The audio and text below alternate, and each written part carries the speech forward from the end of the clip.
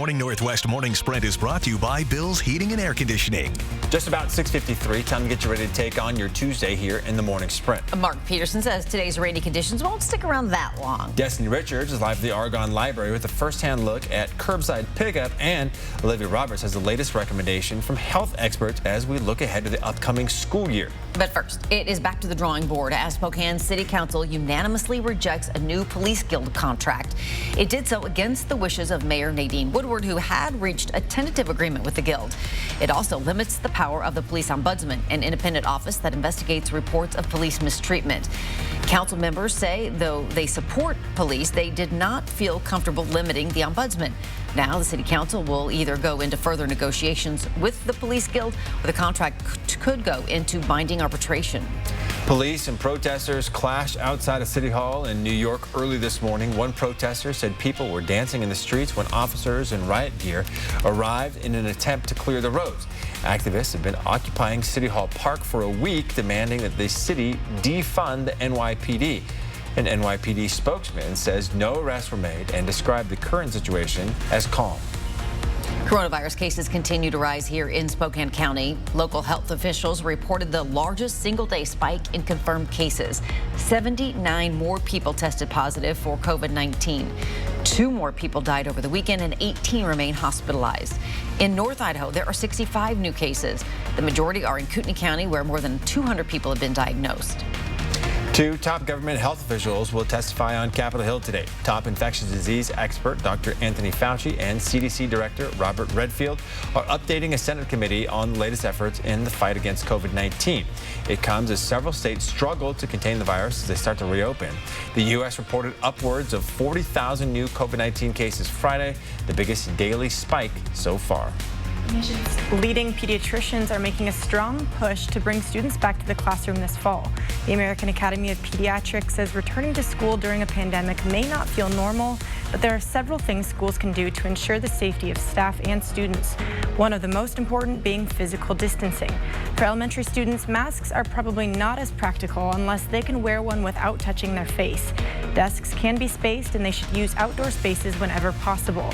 For older students, those in secondary schools, the AAP says wearing face coverings should be prioritized and desks should be placed at least 3 feet apart.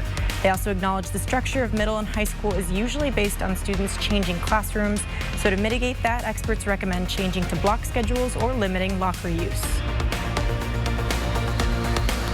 Curbside pickup at the Spokane County Library District has been super successful so far. They say they've had 7,000 customers and about 27,000 items checked out.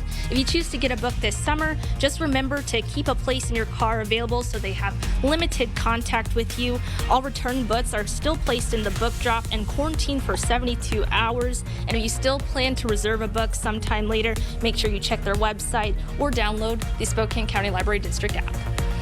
One of the 3 men missing in Mount Rainier National Park has been found dead. Rescuers recovered the body of Matthew Bunker, not pictured here, in a crevasse at the base of a cliff.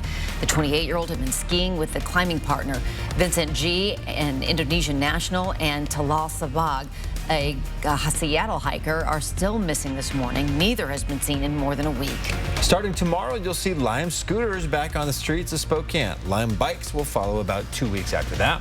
Lime's return was delayed because of the 2019 pandemic. The company is encouraging social distancing as you ride and has tips for riders on how to stay safe during the pandemic, like wearing gloves and washing your hands as soon as you get to where you're going. Good morning, everybody. In your first alert weather, we take a look at where we've seen the rain. It has been around Spokane, moving into Idaho. We're going to get a break here, and then by the lunchtime, it looks like we're going to get another round of rain showers coming our way, and then it's going to get better. We'll have that full forecast into the weekend coming up. And up next on Good Morning America, the latest on the race for a coronavirus vaccine as infection rates soar across the country.